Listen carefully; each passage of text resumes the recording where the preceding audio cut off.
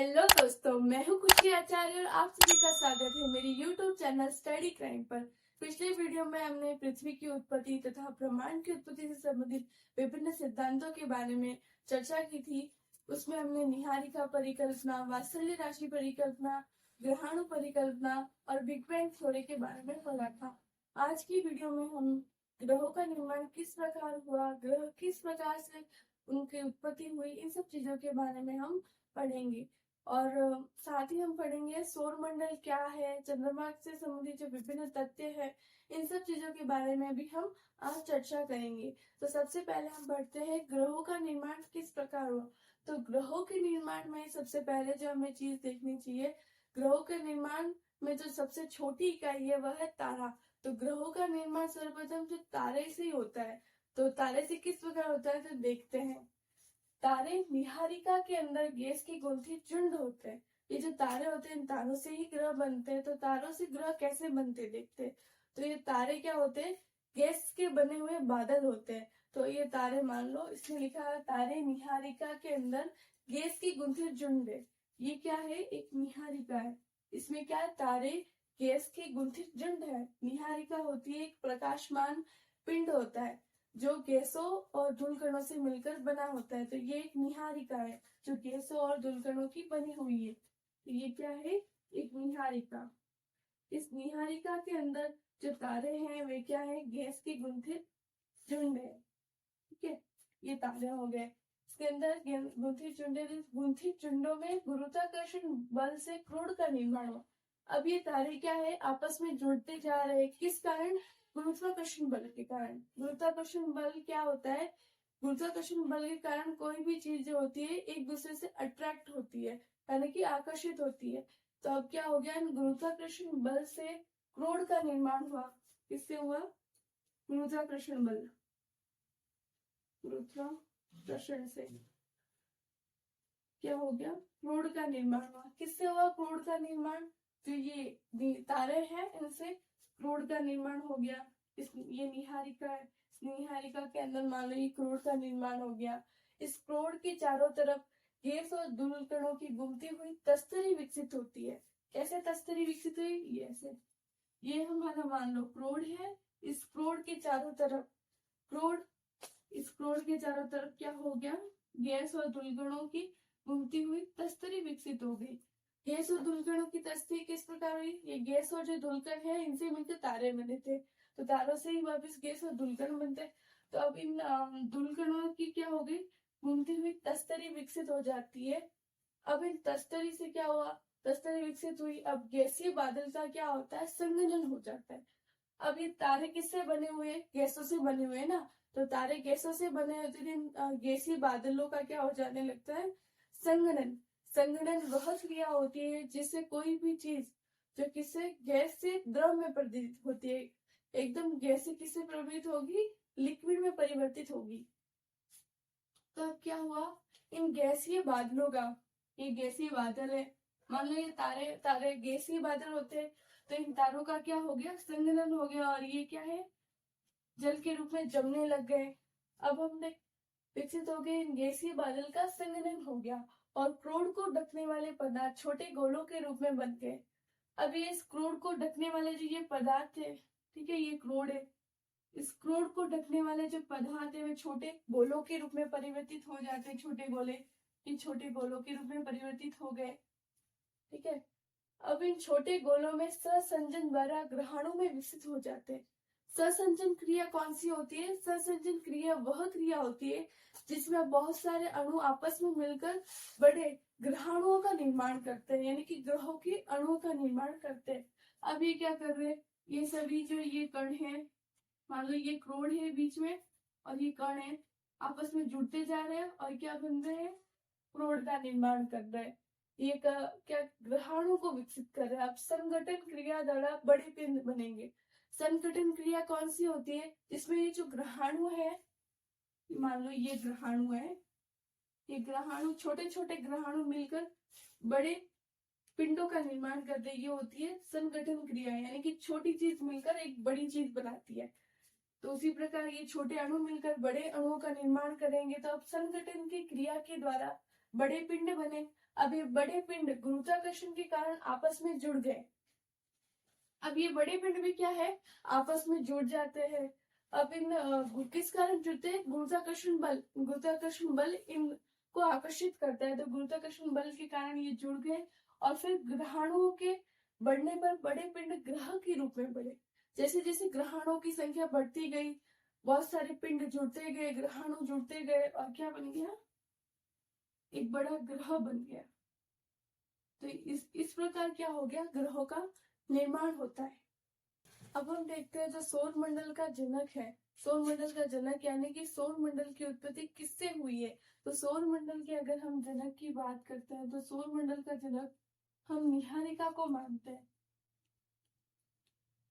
अभी मैंने बताया जैसे निहारिका क्या है, निहारिका एक प्रकाशमान पिंड है जो गैसों और धूलकणों से मिलकर बना होता है। तो ये निहारिका क्या है, तारों की तरह ही क्या है, गैसों और धूलकणों से मिलकर बना होता है।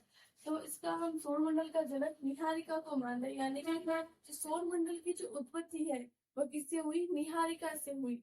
तो इस निहारिका के ध्वस्त होने, निहारिका के ध्वस्त होने और क्रोड के बनने की जो शुरुआत है, क्रोड के बनने की शुरुआत देखिए।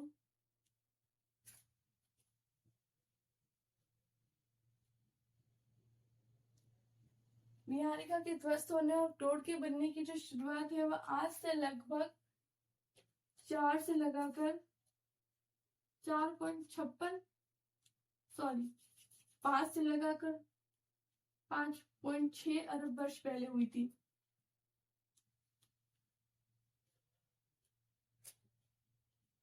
और वही हम देखें, अभी ग्रह की अभी चर्चा की थी, तो ग्रहों का निर्माण कब हुआ, तो ग्रहों का निर्माण हुआ था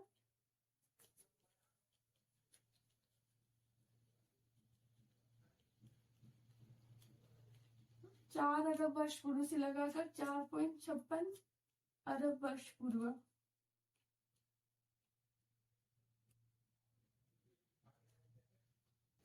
अब हम देखते हैं सौर मंडल। इस सौर मंडल में क्या क्या पाया जाता है, तो सौर मंडल किन किन चीजों से मिलकर बना है, तो देखते हैं। सौर मंडल में सबसे पहले आता है स्रोत सूर्य। सूर्य जो कि एक तारा है, जो कि एक तप्त तारा है, ठीक है। तो सूर्य भी एक तारा है। इसके बाद इसमें आते हैं कुल 8 ग्रह। कुल 8 ग्रह कौन कौन से, सबसे पहला बुध, फिर शुक्र, ये पृथ्वी, मंगल, और फिर इनके बीच में पाई जाती है शुद्ध ग्रहों की एक पट्टी, ठीक है। फिर बृहस्पति, और फिर शनि, यूरेनस और नेपच्यून, ठीक। और किनसे बना है, इसमें कुल सौर मंडल में 63 उपग्रह है, छोटे पिंड है, क्षुद्र ग्रह है, धूमकेतु है। बृहद मात्रा में इसमें धूलिकण भी पाए जाते हैं, गैसें भी पाई जाती है। इन सब चीजों से मिलकर हमारा सौर मंडल बनता है।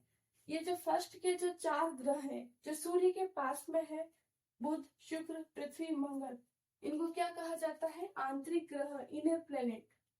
इनको आंतरिक ग्रह कहा जाता है, ठीक है। आंतरिक ग्रह, आंतरिक ग्रह इनको क्यों कहा जाता है, क्योंकि ये सूर्य के अंदर, सूर्य के पास स्थित है, तथा जो शुद्ध ग्रहों की पट्टी है ना, उसके अंदर में स्थित होने के कारण, शुद्ध ग्रह की पट्टी के अंदर और सूर्य के निकटतम स्थित होने के कारण इनको बोलते हैं आंतरिक ग्रह, और इनको बोलते हैं बाहरी ग्रह, बाहरी ग्रह या फिर आउटर प्लेनेट, ठीक है। इनको इनर प्लेनेट, इनको आउटर प्लेनेट। बाहरी ग्रह क्यों बोलते हैं, क्योंकि शुद्ध ग्रहों की पट्टी के बाहर है और सूर्य से अधिकतम दूरी पर है, एकदम दूर है, इस कारण इनको बाहरी ग्रह कहा जाता है। और जो ये आंतरिक ग्रह है इनको पार्थिव ग्रह भी बोलते हैं। क्या बोलते हैं, पार्थिव, पार्थिव ग्रह। पार्थिव ग्रह क्या होते हैं, पार्थिव मतलब पृथ्वी, यहाँ पर पार्थिव का अर्थ है पृथ्वी, यानी कि पृथ्वी की तरह। पृथ्वी किससे बनी है, शेल और धातुओं से बनी है, इस कारण जो पृथ्वी शेल और धातु से बनी है, इस कारण इन सभी ये सभी जो भी ग्रह है ये भी किससे बने हैं, पृथ्वी से, जैसे शेल और धातु से बने, इस कारण इनको पार्थिव ग्रह कहते हैं। और जो ये ग्रह है इनको जोवियन ग्रह क्या कहा जाता है, जोवियन ग्रह। अब ये जोवियन ग्रह क्या है, जोवियन, यहाँ पर जोवियन का अर्थ होता है जुपिटर। जुपिटर होता है बृहस्पति, जो किससे बना है, गैसों से बना है, तो इन जोवियन ग्रहों की भांति है। इस कारण ये बृहस्पति, शनि, यूरेनस और नेपच्यून, यह भी इस बृहस्पति की तरह किससे बना है, गैस से बना है। इस कारण इनको क्या कहा जाता है, जोवियन ग्रह। और क्या कहा जाता है, बाहरी ग्रह, आउटर प्लैनेट्स और इनर प्लैनेट्स। इनको पार्थिव ग्रह, इनको जोवियन ग्रह, इनको इनर प्लैनेट्स, इनको आउटर प्लैनेट्स। अब हम देखते हैं सन 2006 से पहले जो हमारा प्लूटो है, प्लूटो एक ग्रह है, एक छोटा ग्रह है, ठीक है। इस प्लूटो को भी एक ग्रह की श्रेणी में माना जाता था और सौर मंडल में कुल 9 ग्रह माने जाते थे, परंतु वर्तमान में अभी जो है सौर मंडल में ग्रहों की संख्या केवल 8 मानी जाती है। ऐसा क्यों है, प्लूटो को अब ग्रह क्यों नहीं माना जाता है, अब हम देखते हैं। ये नोट करने जैसी बात है कि प्लूटो को भी पहले क्या है, सन 2006 से पहले अंतरराष्ट्रीय खगोलिकी संगठन की बैठक, सन 2006 से पहले इनको क्या माना जाता था, प्लूटो को भी एक ग्रह की संज्ञा दी जाती थी, परंतु अंतरराष्ट्रीय खगोलिकी संगठन 2006 की बैठक के बाद प्लूटो को एक बोने ग्रह की संज्ञा दी गई था। प्लूटो के साथ एक और ग्रह खगोलीय एक पिंड है 2003 UB 313, तथा प्लूटो को क्या कहा गया, बोने ग्रह की संज्ञा दी गई। अब हम देखते हैं पार्थिव ग्रह और जोवियन ग्रह में क्या अंतर है। पार्थिव ग्रह यानी कि पृथ्वी की तरह जो किससे बने हैं, शेल और धातुओं से बने हैं। जोवियन ग्रह जो जुपिटर की तरह है, बृहस्पति की तरह गैसों से बने हुए जोवियन ग्रह। तो पार्थिव ग्रह क्या है, इनमें अंतर देखें तो ये पार्थिव ग्रह जनक तारे के समीप स्थित है, अब और ये जनक तारे के दूर स्थित है। अब जनक तारे के यहाँ पर समीप स्थित है, तो यहाँ पर क्या है, गैसें नहीं पाई जाती है। गैसें क्यों नहीं पाई जाती है, क्योंकि सूर्य क्या है, एक तप्त एकदम ऊर्जावान एक स्रोत है। तो सूर्य क्या है, वहां से बहुत सारी सूर्य ऊर्जा निकलती है। इस कारण क्या हुआ, पृथ्वी पर बहुत सारी गैसें तो निकली उस समय, परंतु वे गैसें क्या हो जाती, संघनित हो जाती, एकदम गायब हो गई। क्यों हो गई, क्योंकि ये सूर्य के पास में स्थित है, तो वहां पर गैसें नहीं टिक पाई और यहाँ पर पाई जाती है। और यहाँ पर जो ये क्या जनक तारे से दूर है, ठीक है, सूर्य से दूरी होने के कारण यहाँ पर क्या है, गैसें आसानी से पनपने लग गई और यहाँ पर गैसें क्या हो गई, नहीं टिक पाई सूर्य की गर्मी की वजह से। और यहाँ पर क्या है, सौर वायु प्रबल पाई जाती है।